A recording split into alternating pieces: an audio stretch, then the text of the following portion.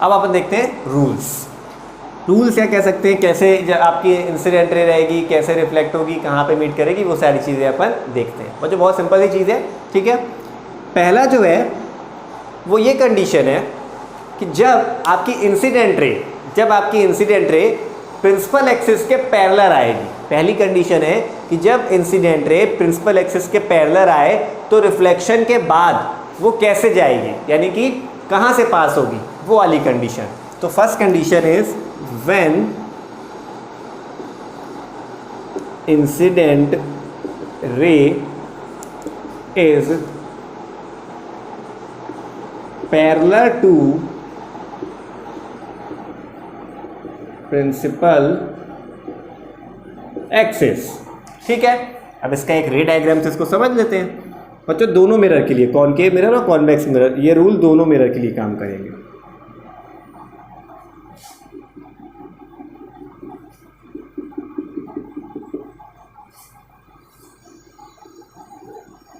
ये आपकी हो गई प्रिंसिपल एक्सिस, ये हो गया पी पॉइंट, ये हो गया सी पॉइंट, ये पी पॉइंट, इधर पे सी पॉइंट, ठीक है। अब क्या है, incident ray parallel to principal axis, तो ये आ गई किच से पैरेलल एक्सिस, एक और आ गई। अच्छा एक ही लाइन समझते हैं, कंफ्यूज नहीं होगी, ठीक है। इंसिडेंट रे आई पैरेलल, थोड़ी सी पैरेलल नहीं है क्या, ठीक है, इसको पैरेलल कर देते हैं। ये हो गई आपकी पैरेलल। अब बच्चों ध्यान रखिएगा, जब भी इंसिडेंट रे प्रिंसिपल एक्सिस के पैरेलल आएगी, जब भी, एवरी टाइम, तो रिफ्लेक्शन के बाद वो जिस पॉइंट में मिलेगी that point is called focus. इस तरह वो क्या होगी, रिफ्लेक्ट होगी। और ये किस पॉइंट पे रिफ्लेक्ट होगी, आपकी फोकस पे, ठीक है। अब बात आती है कि इंसिडेंट रे प्रिंसिपल एक्सिस के पैरेलल कब आएगी। तो ध्यान रखिएगा, जब भी आपका ऑब्जेक्ट या सोर्स ऑफ लाइट बहुत दूर होगा, यानी इनफाइनाइट पे होगा, जब भी आपका सोर्स ऑफ लाइट इनफाइनाइट पे होगा, तब उस पॉइंट से जो आपकी रे ऑफ लाइट आएंगी वो कैसी होंगी, आपकी प्रिंसिपल एक्सिस के पैरेलल अपन मानेंगे कि आ रही है, ठीक है। अब कॉनकेव मिरर, ये कॉनकेव मिरर का हो गया। कॉन्वेक्स मिरर में देखेंगे तो कुछ इस टाइप से पैरेलल आ रही है, ठीक है। आफ्टर रिफ्लेक्शन ये इस टाइप से जाएगी। क्यों जाएगी रिफ्लेक्शन, ऐसे क्यों गई, क्वेश्चन ये मन में आना चाहिए, नीचे क्यों नहीं गई, क्योंकि ये कैसा मिरर है, डाइवर्जिंग मिरर, ठीक है। अब यहाँ पे अपन को फोकस मिल नहीं रही, कैसे मिलेगी, अपन रिफ्लेक्टेड रे को मानेंगे पीछे से कहीं से ये आ रही है, ठीक है।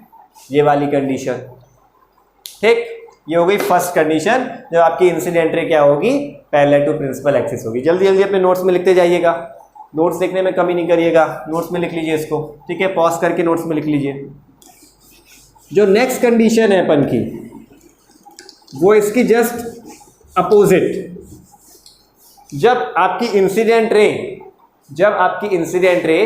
फोकस से पास हो, तब क्या होगा, सेकेंड पॉइंट, व्हेन इंसिडेंट रे passes through focus of mirror, ठीक है बच्चों। देखते हैं क्या होगा, जस्ट अपोजिट कंडीशन है बच्चों, और ये कंडीशंस आपको अच्छे से समझ के याद रखनी है, क्योंकि जो रे डायग्राम बनाएंगे अपन, वो रे डायग्राम सब के सब इसी के बेसिस पे बनेंगे। अगर इनमें से कंडीशन आपको मिस होगी तो रे डायग्राम बनाने में दिक्कत होगी। ये आपका सी मान लिया अपन ने, ये पी मान लिया, ये एफ, ये हो गया पी, ये हो गया सी, ये हो गया एफ। अभी कुछ बच्चों को ये डाउट हो रहा होगा कि सर फोकस कैसे पता चलेगी, जब कोई रिफ्लेक्टेड रे ने इंटरसेक्ट ही नहीं किया तो फोकस कैसे पता चलेगी। बच्चों ध्यान रखिएगा, हर मिरर की रेडियस ऑफ कर्वेचर और फोकस ऑफ कर्वेचर पहले से डिफाइंड है। कैसे डिफाइंड है देखिएगा इसको। अब अपन ने एक रिलेशन देखा था, R is equal to 2F। अब बच्चों जब मिरर अपन बना रहे हैं, तो अपन ने जो कार्वेचर काटा है, जो आर्क काटी है, तो अपन ने एक रेडियस लेकर के ही काटा होगा ना, ठीक है। अब रेडियस लेके काटा है, अपन को रेडियस ऑफ कार्वेचर मतलब पता ही होगी, क्योंकि अपन ने उसको स्फीयर से काटा है। तो जब रेडियस ऑफ कार्वेचर अपन को पता है, तो रेडियस ऑफ कार्वेचर का जो हाफ होता है, half of radius of curvature is called what, focal length. और यदि फोकल लेंथ पता है तो अपन को फोकस पता ही होगी, ठीक है। तो अपन को कोई भी मिरर आता है ना, जो अपन मिरर खरीदते हैं, कोई भी एक्सपेरिमेंटल मिरर छोटे छोटे रहते हैं, उनमें आपके जो बाहर रहता है उसमें आपकी दो चीज लिखी रहती है, उसकी रेडियस ऑफ कार्वेचर और उसका फोकल लेंथ, ठीक है। अब अपन देखते हैं कि इंसिडेंट रे जब फोकस से पास हो रही है, तो आपकी ये इंसिडेंट रे फोकस से पास हो गई, ठीक है।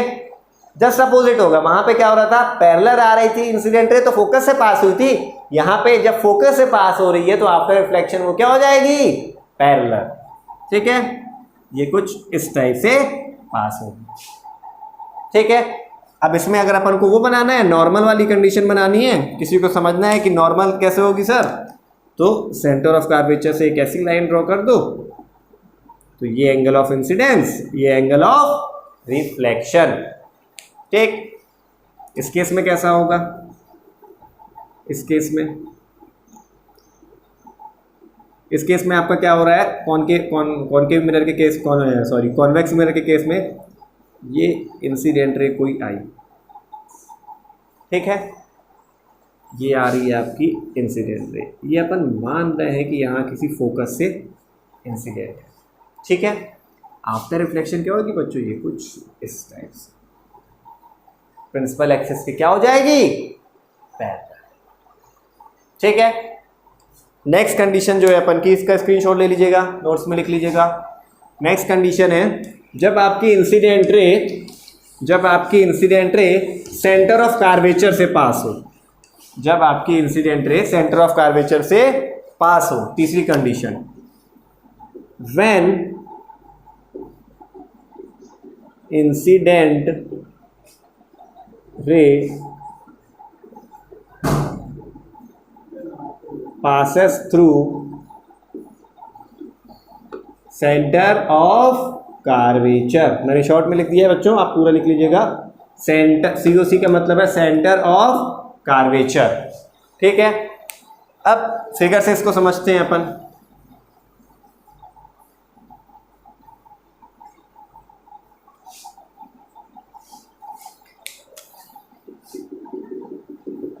ये बन गया अपन का कॉनकेव और कॉन्वेक्स मिरर, क्या बन गया बच्चों, कॉनकेव और कॉन्वेक्स मिरर। आपको मिरर भी दिखाऊंगा मैं, परेशान मत होइएगा। ये हो गया C, ये हो गया F, ये हो गया P, ये हो गया P, ये हो गया F, ये हो गया क्या, C, ठीक है।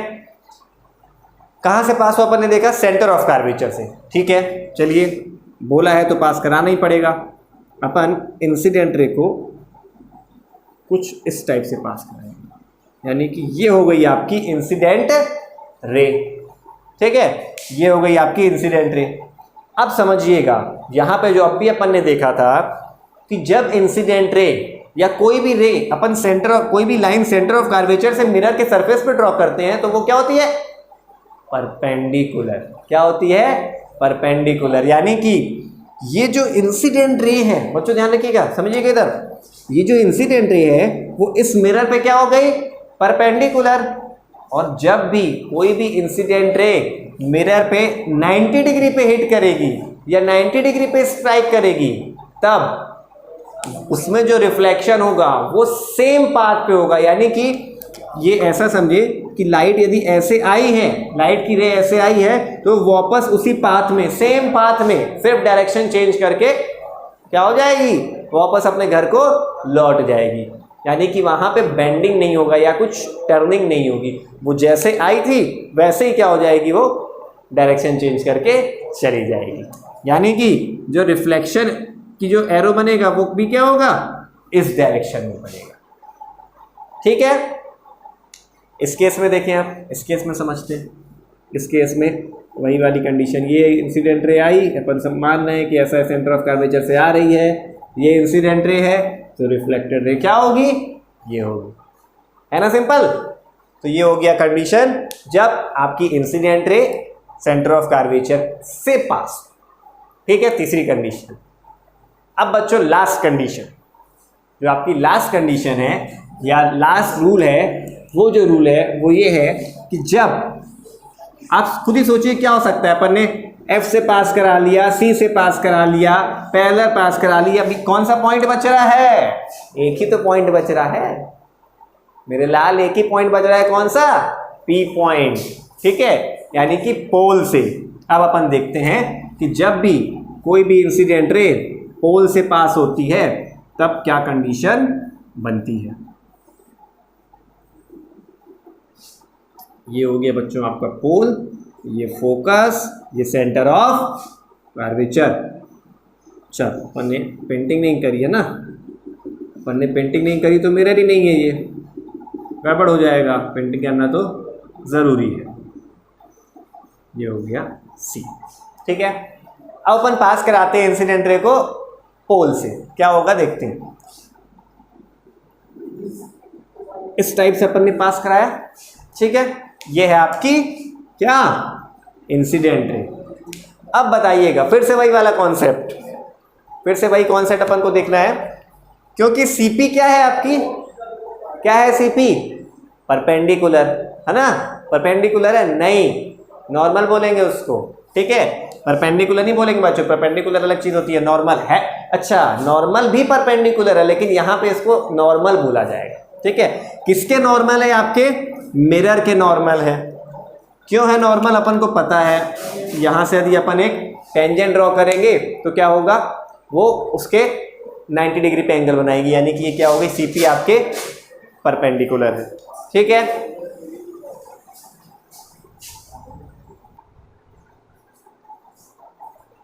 माइक फंस गया था थोड़ा, तो सही कर रहे थे। ठीक है, चलिए अब क्या देख रहे थे अपन कि ये जो आपकी सीपी लाइन होगी, सीपी लाइन यानी प्रिंसिपल एक्सिस नॉर्मल होगी, यानी 90 डिग्री पे होगी। यानी कि समझिएगा बच्चों, ये इंसिडेंट रे है, ये नॉर्मल रे है, ये नॉर्मल रे है, सिंपल हो गया ना। तो ये क्या हो जाएगा? Angle of incidence. ये एंगल ऑफ इंसिडेंस हो गया। तो जो रिफ्लेक्टेड रे होगी सेम एंगल पे, यानी कि एंगल ऑफ रिफ्लेक्शन पे क्या हो जाएगी? इस तरह से पास हो जाएगी। सिंपल। तो रटना नहीं है कोई चीज, समझना है। और एक दो कॉन्सेप्ट आपने समझ लिए तो फिर तो सारी चीज क्या हो जानी है? एक दूसरे से लिंक्ड। ठीक है, अब इसमें देख लेते हैं यही चीज। इसमें ये इंसिडेंट रे आई, क्योंकि ये नॉर्मल का काम करेगी, फिर से ये आपका एंगल ऑफ इंसिडेंस, ये ऐसे रिफ्लेक्ट हो गई, ये हो गया क्या? Angle of reflection. ठीक है बच्चों, तो ये जो चार कंडीशन है, ये चारों कंडीशन आपको देखना क्या है? बहुत जरूरी। ये चारों कंडीशन बनेंगी तो आपको रे डायग्राम चुटकी में बन जाएगा। बहुत कम टाइम लगेगा आपको रे डायग्राम बनाने में। बस ये चारों कंडीशन आपके माइंड में होनी चाहिए कि कब इंसिडेंट रे ये पैरेलल आएगी, कब फोकस से आएगी, कब सी से आएगी, उसके बाद होगा क्या। ठीक है बच्चों,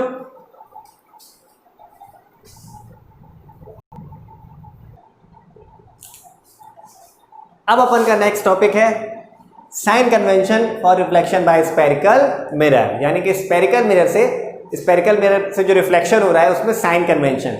बच्चों, साइन कन्वेंशन कहने का मतलब ये है कि जो अपन न्यूमेरिकल्स करेंगे, कोई भी अपन डेरिवेशन करेंगे, तब जो आपके अपन जनरल चीज़ें हैं, डिस्टेंस हैं, ये सारी चीज़ें कैसे लेंगे, पॉजिटिव कब लेंगे, नेगेटिव कब लेंगे, तो वो कुछ कॉमन चीज़ें हैं, वो किस में अपन देखेंगे? साइन कन्वेंशन में। अपन चाहे वो कॉनकेव के लिए देखें चाहे कॉन्वेक्स के लिए, दोनों के लिए क्या होता है? सेम। तो अपन कॉनकेव का देखते हैं, फिर अपन किसका देखेंगे? कॉन्वेक्स का। ठीक है, तो पहले अपन देखते हैं कॉनकेव मिरर के लिए। किसके लिए बच्चों? कॉनकेव। फिर से अपन मिरर बनाएंगे और यहाँ पे पेंटिंग करेंगे। यहाँ पे अपन ने पेंटिंग करी, ये बन गया एक सुंदर सा मिरर। यहाँ पे अपन ने बनाई एक लाइन, क्या कहलाएगी ये लाइन? Principal axis.